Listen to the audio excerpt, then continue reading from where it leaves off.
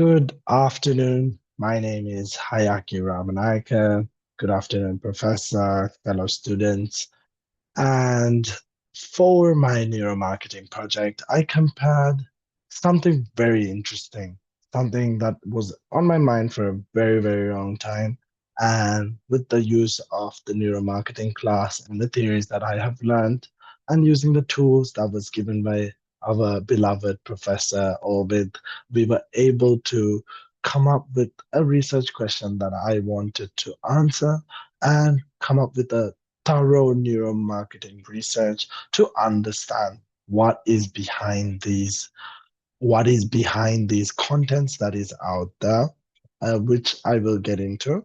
So what is my project on? So I compared two ways of presenting the same subject, a car. So a car on social media. So a talking head review. So someone explaining about the car or talking about the car, and a cinematic hype review. I'm pretty sure many people have seen it before, and people have seen it all over social media, different types of car content.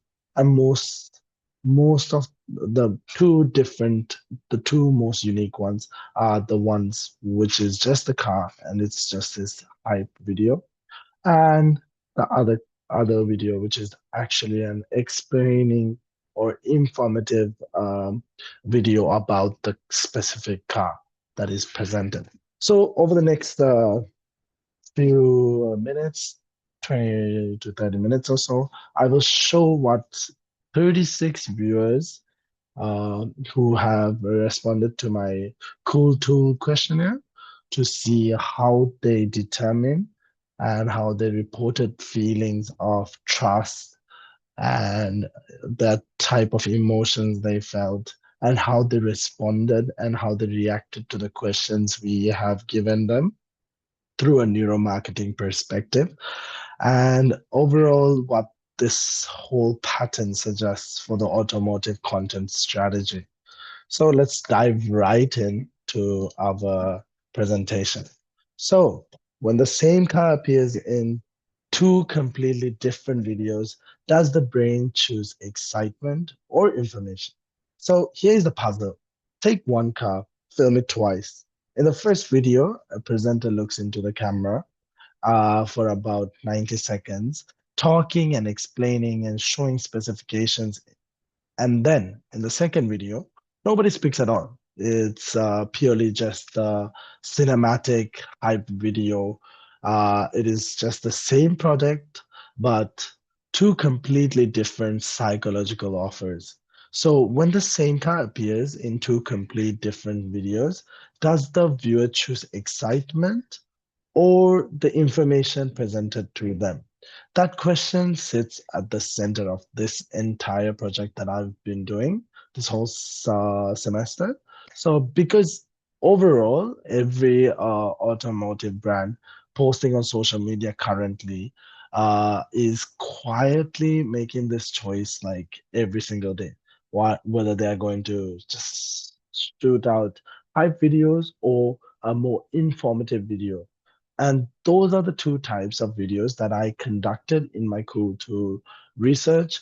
And I measured the eye tracking and the emotions that they felt, and overall the questions they answered after that. And that is what we will be evaluating today through the neuromarketing perspective.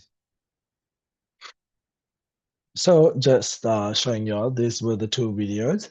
I will have it linked down onto the whole project so you guys can check out the two videos and you all can see what you all truly think of the two videos.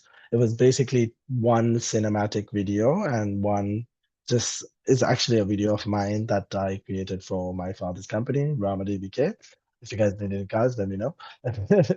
But overall, it's just two different types that I created for the same car. It was just one, which is a hype and a hype edit with a little bit of everything. It's just a montage, and other just me explaining the specifications of the car and just overall. That's the two videos that we wanted to test in a neuromarketing aspect. So, ladies and gentlemen, why study this, right? Three reasons. First, social feeds are brutally competitive. So many videos. A car video has roughly 1 second to stop a thumb. Second, automotive decisions are unusual. They combine emotions and identify real financial risk. So trust matters far more than for an impulse product like a normal product that you see on Amazon or something. It's far bigger than that. And then the third metric is the brand celebrate views and likes. They obviously do not automatically become customers or even followers. A brand needs to capture attention and build credibility. Um, at the same time, these two jobs may favor different formats. That tension is exactly what my two stimuli separate.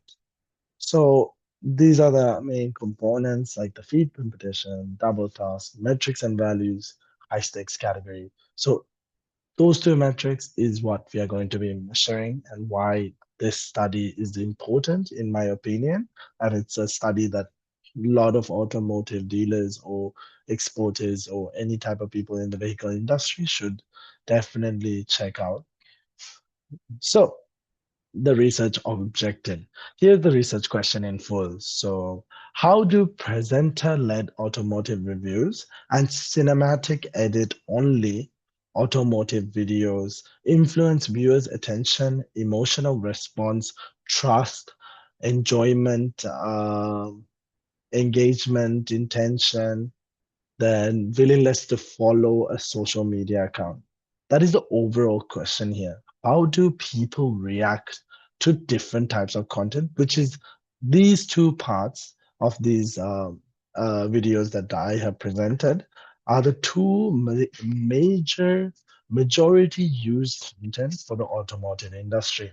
So I broke that into five subs questions. Which format produces stronger arousal? Which builds more trust, which holds attention better, which drives engagement intention, and finally, whether a hybrid could combine the advantage of both. That is the concluding part that I will get into. It is very exciting. So, notice the last one. The goal was never to crown a winner, but to understand what each format does to a viewer and how customers or people will feel when they see the types of content that's part one or part two. So these are my five hypotheses written before my analysis. So treat them as an expectation, not results. So the cinematic edit generates stronger immediate excitement and sensory arousal. This is what I truly thought. That's what I probably would expect. And the talking head review earns a higher trust because it offers information, a human presence, and overall it's easier processing. And the shorter cinematic video holds attention slightly better. And the fourth hypothesis is the review wins the account following decision because the presenter promises continuing informational and personal value. And final hypothesis, the most effective strategy combines a cinematic emotional hook with a presenter-led information. Keep this in mind. Some will survive the data, and at least one will get complicated also throughout our presentation. So the two-system framework. Now, ladies and gentlemen, we have learned this thoroughly in Mr. Omid's class. We have to understand system one and system two. So the theoretical backbone is the dual system theory, right? So system one is fast, automatic, emotional, and sensory. Key component for engagement, right? It reacts to motion, music, novelty, beauty before we are even aware of. So we don't even process that information, but immediately we're getting some sort of immediate response before we start thinking. And system two is slower and deliberate. So it evaluates, compresses, and asks whether the claim is credible or not. So, like you're questioning it, you're more using your low frontal cortex and everything. So, my two stimuli map onto these systems almost perfectly, right? Like I said, the two videos. When you guys watch the two videos, you will understand how it syncs perfectly. So the cinematic edit is engineered for system one, in my opinion. Rhythm, spectacle, low cognitive effect. The review invites the system two. A person making claims you can weigh, question, and like is a handoff and can overall video capture system one attention, then convert it into system two evaluation. Hold that thought for the result because that's where we got into in the last few parts. We will get into that. So these are the two systems that we have thoroughly heard and understood that this is how humans react in either the system one version or system two. This is how people make decisions in their head. This is how subconscious comes into play and all that. Now, ladies and gentlemen, the methodology, right? So the method of how we conducted this survey through Cool 2 was that the comparative exposure studies, right? So 36 respondents watched both stimuli. Video one, the presenter led review of roughly 90 seconds, and then video two, the cinematic edit of roughly 15 seconds. After each video, they answered the same self report battery: emotional reaction, enjoyment on 1 to 10 scale, engagement action, follow intention, and trust on 1 to 10 scale, and the attention retention overall. And then the set of direct comparison questions to see what they overall thought of the two videos. So this is the entire metric that we followed. Um, so yeah, let's get into how the performance of the reviews have gone through. So the sample is digitally native and car aware, right? So if you look at this chart right here, platforms used regularly from the people that were using. So we asked several on-point questions so people would understand, like we will understand what type of users are going to be answered in the question. So 69% use Instagram regularly, and 69% Instagram, 61% TikTok, 56% YouTube. So short form so overall the short form video is their like natural habitat. So 69% already follow car accounts and 47% own own second. Okay, just making sure it's recording because I kind of messed up last time. So yeah. Yeah, so where was I? So exactly. So 47% own a vehicle. And the number I find most interesting over here is actually 81% have previously bought a product after seeing it reviewed on social media, which overall kind of gives us an exciting point of how they feel when they saw a car review, right? And what this means is that this is exactly what the audience automotive social media content competes for, like all the uh, the automotive industry people are competing for these type of people, like the fact that 69% are car related, they follow car related content, and 47% uh, owning a vehicle, and 11% learning to drive as well, and 6.2 average self-rated car interest, right? From the entire 32 responses, and we actually had 20 additional partial replies, but we'll get into that later. And so just to get a quick results at a glance, right? So from the beginning, you can see from the silver section is video one, which is the review. So we showed the review first, right? And then we went into the cinematic.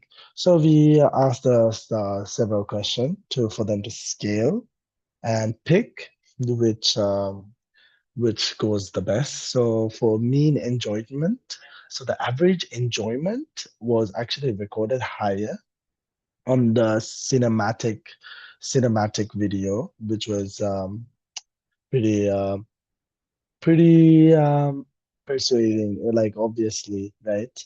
And the mean trust was actually 8 for video one, which was the review.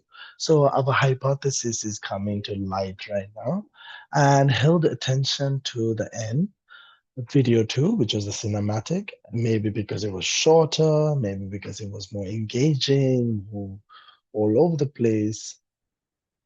And then felt the excitement was for cinematic again, and which felt more curious was for the review, showing there's more curiosity, and direct follow presence goes to video one. Now let's dig right back into each of these to make sure we understand what is the most important part of this. But before we get into all that, before we get into those questions properly, let's look at the emotional responses. So the emotion question that each respondents pick up to three feelings, right? So the bars will not total 100. The three patterns matter.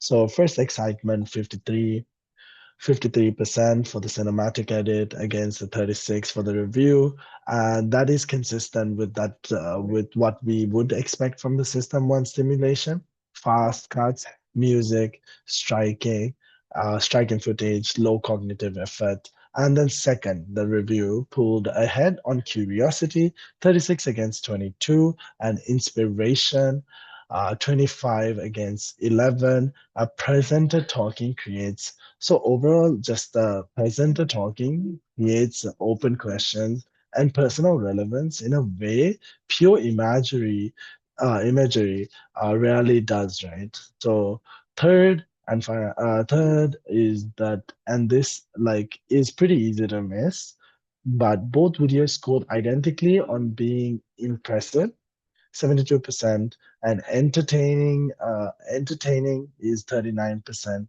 Neither format failed. They succeeded through different emotional channels, one through arousal and the other through interest. So let's look at attention capture versus retention. So honestly, I expected the shorter and flashier video to dominate attention, but it did not. On speed of capture, the two formats tied exactly, 42% each, with 17% feeling no difference on holding attention to the very end. The cinematic edit edged ahead, 89 to 86, but remember it also the it also the 75, like it is also 75 seconds shorter, right? And in attention terms, the edit works bottom up, like motion contrast, music pulling the eye automatically. The review works from top down. And overall, that the viewers who care about cars stay because the in my opinion, and from this data I can like somewhat conclude that the people who stay are the people who care about the cars, and because of the fact that the person in the video is answering the questions that they may have. So the curiosity gap is doing the quiet work in the neuromarketing aspect when we look at it. So the takeaway is like the spectacle did not dominate both routes to just hold attention because of the key components. It also depends on how the users feel and see towards the cars. So from the data that we have gotten. So moving on, uh, the eye tracking and facial reactions, absolutely phenomenal technology right here that was able to really see without the just raw data answers for us to really kind of get an idea of how they felt and how they saw the videos. So beyond what people told us directly, we also looked at where their eyes actually went. And the two videos produced completely different viewing patterns. In the hype edit, the gaze locked first onto the car and the brand logo. Each fast transition briefly scattered attention across the frame. And then the eyes settled on the details like tires, engine, interior. And in the review, however, the pattern was social, very much like very social, ongoing, like reaction from the way the eyes were moving. It was like viewers watched the presenter while he explained each component, then shifted to the car part he had just described. So as soon as I said something on that video, like I was saying, let's see what this 1,000 horsepower does and whatever, and then they will immediately look at the engine component. So a listen and verify rhythm was what I believe was happening. So the facial reactions also tell the same story as the survey. The hype edit opened with an average excitement above 27%, but the review above 15%. And across the full runtime, both audiences settled into mostly neutral expression, which is typical for screen viewing, especially because this is somewhat like a normal video that you will see for car related people. So they had a mostly a neutral expression throughout the video, except for the beginning parts, which is typical, right? And the cinematic edits just overall wins in the opening seconds emotionally from the excitement you can see. So it's exactly like how our hypothesis one predicted, like the fast, quick, immediate reaction was better because of the immediate speed that's going on. You will understand it when you watch the video. And yeah, that's what we got from the eye tracking and the facial recognition. But I would also like to note, I did not put it on the presentation note, but there was a bit percentage of like around 10% or so of certain there was some component of sadness in the emotion, unfortunately. But that the reason to that sadness, I did speak to a few people that did the answers, and I asked some of them why was the sadness when you were doing this. Was the problem with setting up the exact phone on the table and doing the video. Apparently, it kept on saying move the head front, move the head back, and it kind of irritated them. So there was a record of some sadness and irritation on the record. But after I spoke to several of one of them, they said the reason was for that. But overall, really great video. So let's move on. Now, the strangest finding in this overall study, and I refuse to hide it because it is the most interesting thing here, actually. So, when people rated each video separately, the cinematic edit scored a higher 8.1 against the 7.8. But when the same people were asked directly which video was more enjoyable, half chose the review, only a quarter chose the cinematic edit. And a quarter said the same. Higher momentary rating, lower direct presence. So how can both be true? Several explanations are plausible, and I cannot prove which one is exactly right because of the sample size and all. But the average are very close to begin with, and rating scales and forced choices are different instruments and often disagree. So a forced comparison makes people justify a choice, which pulls them forward and to have a more substantive option. So viewers may enjoy sensory stimulation in the moment, yet value the review more on like a reflection basis. So order effects could contribute. So what I take from it is monetary pleasure and considered preferences are different from like the whole psychological quantities. And a marker should never measure only one. And that is just entirely my opinion. And let's move into another important factor for all the automotive industries. This is very important. So, this is trust and credibility. So, trust is the reviewer's clearest win, right? A mean of 8 against 7.5, and the direction matches theory precisely. Why would a talking head feel more trustworthy? Source credibility research says we judge messages partly by judging the messenger. Is that true? Yes or no? What do you guys think? This is something that we learned in the Neuro Marketing class that a human presence gives a sense of trust in a bigger way. So, like a visible person offers overall like a facial and vocal cues, like we are involved to read, you know? So, a presenter making specific checkable claims signal expertise and reduces uncertainty. There is also a complete element of a face that talks to you and starts to feel like someone you know, right? That whole personal connection that you build while you watch it is a subconscious feel that occurs in your brain. So the cinematic edit, however beautiful, makes no claims at all. There's absolutely no connection with the person and the product. There is nothing the ongoing trying to hook something, right?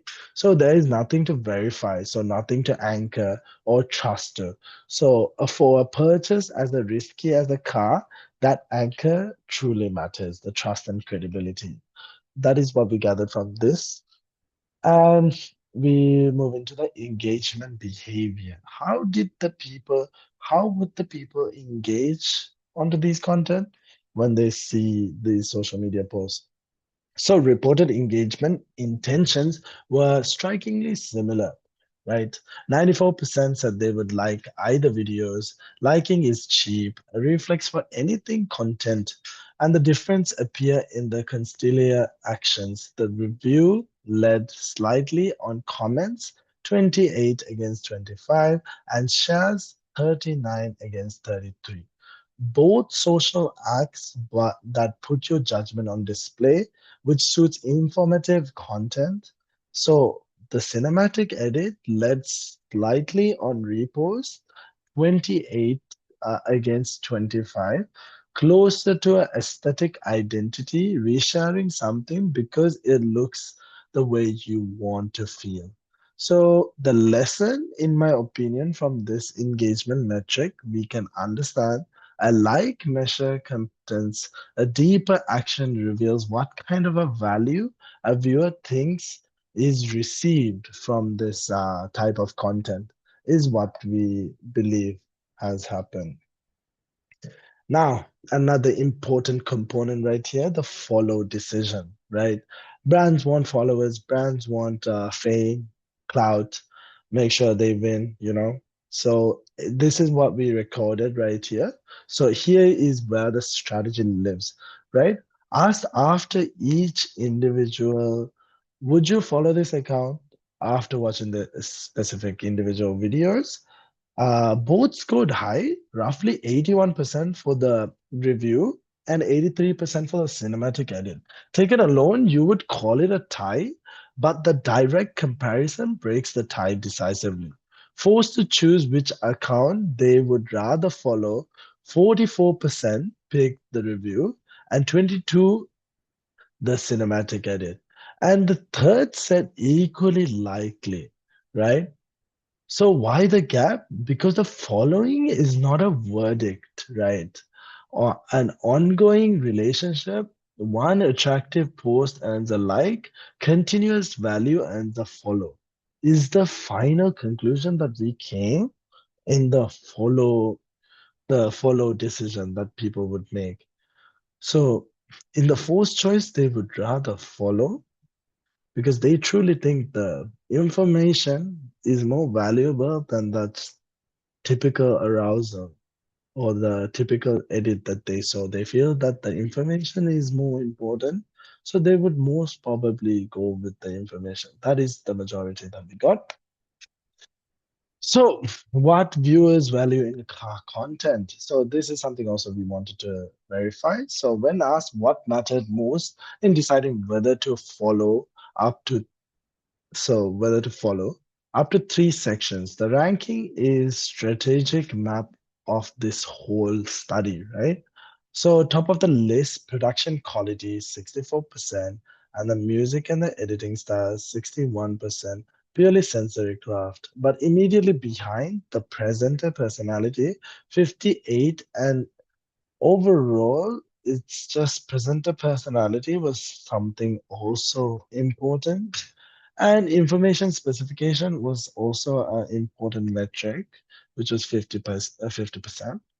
And the car itself scored 39%, which is pretty interesting because it is actually a Ferrari SF90, uh, bright yellow, beautiful car. I expected that to be a little higher. And human entertainment was 36%. Not much humor was being used, but I think that is also a metric that people will take into consideration. And authenticity and realism and how the video opened was the overall metrics. And this was the metrics that they ranked through the data, saying these were the most important components which carried their interest when they were watching it. So, from all this information, we get the two psychological pathways, right? Now we can see and understand everything. So let me assemble the findings into one interpretation. The data suggests two distinct psychological pathways. Pathway one here, you can see the cinematic route, sensory salience, motion, music, spectacle, produces excitement, captures attention fast, and pays off in a low cost action, likes and reposts, and classic system one territory, and then pathway two, right? Pathway two is the presenter route. So explanation produces curiosity and comprehension, which builds credibility, which creates relationship value with the user and the presenter, and pays off in a costlier action.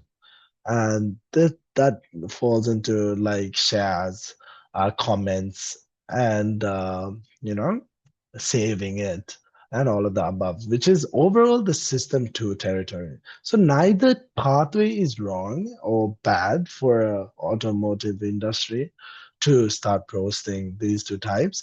So it's just two different currencies, in my opinion. And one is momentarily engagement, the other is a durable connection, which points you to a ideal sequence: emotional attention first, informational reassurance second, behavior action last. That is the formula I turn into practice for the next coming videos. That is my plan. All right. So this is exactly what I believe from looking at it in a neuro marketing perspective, finding the understanding what type of content should be out there from the information that we have received from our viewers and everyone. So what I believe from the next videos that I do create, it should have a cinematic hook. That hook that gives that immediate arousal and gives that hit to the customer, and overall just makes them want to watch the video, catches their attention, hooks them in, and then presenter promises.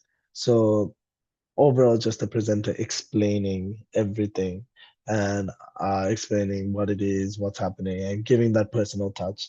And then three fact rule. So we were hoping that giving an ownership purchase value and giving the substance while attention, like overall the attention while it's warm, giving in the information.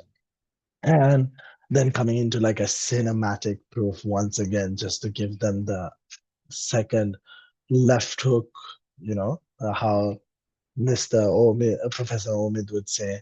So start off with a straight hook and then let it simmer, give them a few jabs with the information, and then you do another left hook with a crazy cinematic and one CTA, a strong CTA to end it with the presenter's ways for him to say follow for more vehicle content or save.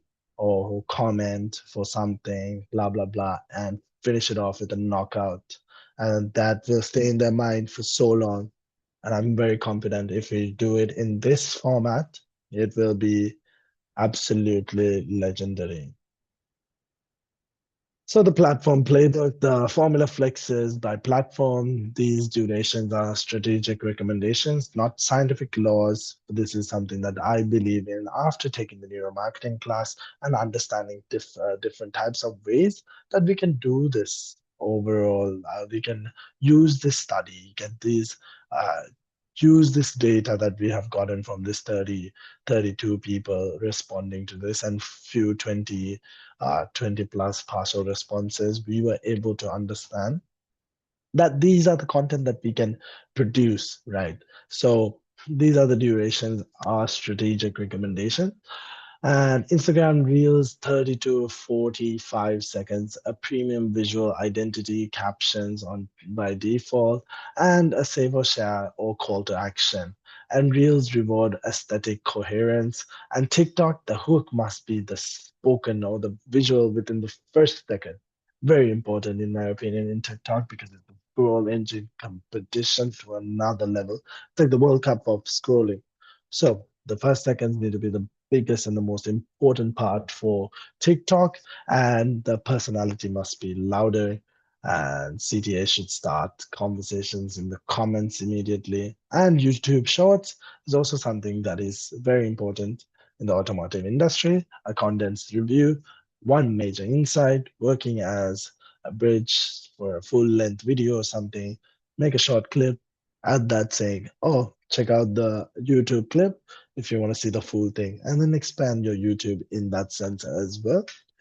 Well, YouTube, you can do 90 seconds plus, much bigger. I wrote 60 to 90 seconds plus, but I mean like 5 minutes, 10 minutes. You can do it long as you get the hook from you get the first, the left hook from the YouTube shorts, and then they will definitely, no matter what, click to find out more from your YouTube video. Now, ethics and responsibility use. This is something that we have to write down because I think it's very important that when we conduct such research, this is things to worry about or think about. So everything I have recommended uses emotion deliberately. And so where is the line between influence and manipulation? My working answer is that influence gives the viewer real value and true information wrapped in an engaging form. So manipulation exploits automatic responses to bypass judgment. In practice, that means reviews must be honest and sponsorship disclose. Editing must not deceive, no false engine sounds or no exaggerated performance claims. Just don't lie about it, right? Because this is showing your customers whether you hook them or not. If they find out that you are lying or you were not giving the truth into this, excuse me, if you are not giving the truth to your users, and if they do find out and there's a leak of some sort, it will not carry your brand far. It should be honest work, and that will take you far in my ethical and responsible use. Emotion and emotional craft overall is has to remain legitimate. Deception is definitely something not. Excuse me, I have a cough. Um, been working quite a bit.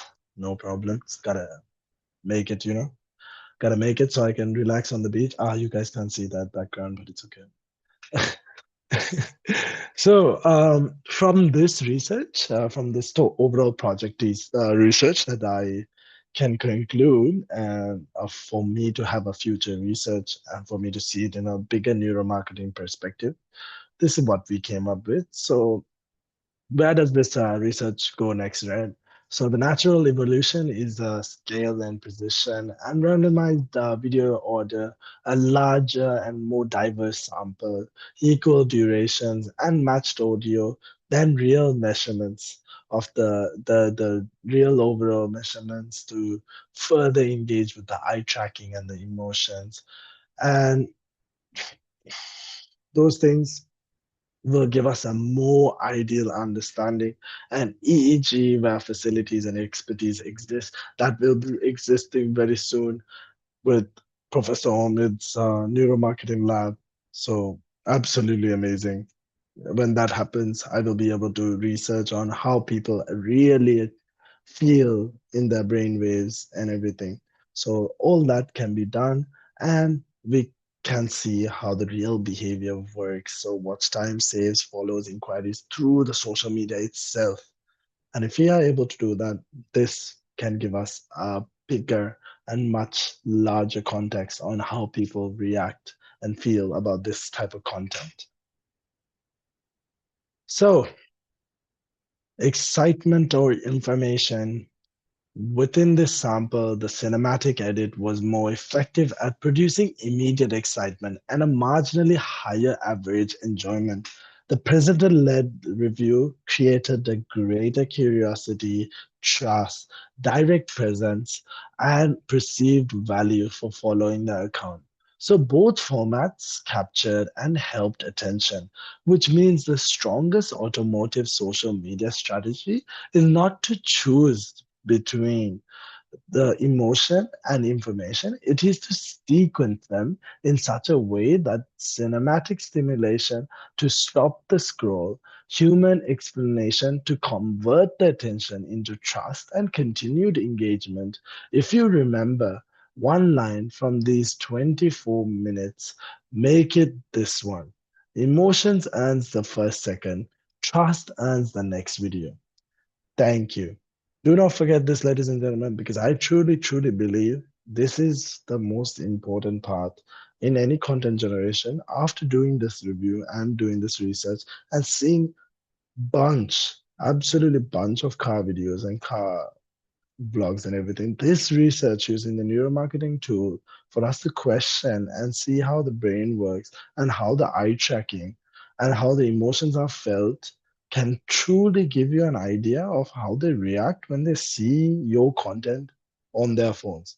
So the final conclusion from this whole thing, what I could get, is just this. Emotion earns the first seconds, trust earns the next video. Do not forget that, ladies and gentlemen, and that's where I will end this presentation and I will end this project. And I will hopefully be at the beachside relaxing after I succeed and become a billionaire with Professor Omid. I will be there with you, Professor Omid. I cannot wait. But just for your references, you can take a look at these as well. I use some of these for me to get an overall understanding for what each of the feelings and the report, like each of the feelings express and how what each thing meant. If there's more excitement on a video, and all that was backed by these neuromarketing um, books and facts that I saw on the internet, and these were the references. And this was the final full survey review. You can check it right here. The full review is present. All the information. Oh, all the information. Yeah, all the information and all the information this way. Oh, I was looking at this way the whole time. Okay, it's fine. But I hope you guys get the idea of this whole thing. Um, you guys can screenshot these. And this is my follow-up experiment. If Professor Omid allows me to do a little bit more neuromarketing for my future businesses, but especially for this automotive industry, this is the things that I'm looking forward to doing. And yes, neuromarketing methods that we learned properly, which was the eye tracking, EEG, fMRI, and facial coding and biometrics. These are huge components, and just so you guys know what these are and what these mean. So, ladies and gentlemen, take a look at my presentation. Uh, take a look at the videos. Take a look at this presentation video, and you can take a look at the whole presentation. and my test results and my test report. I hope you have a lovely day. And I just wanted to thank you, Professor Omid, for an absolutely great final semester at TRU. You're a great professor. Please do not change. Keep brightening your students. And I promise you one thing from me at least. You've taught me a lot. And I promise you I will make it. And I will make it so far. And I will be at the beach side or wherever we are going to be together and enjoying life together. And I look forward to that very, very soon. Thank you very much, Professor Mohammed. And actually, this is the beach, if you can see now. You'll be there.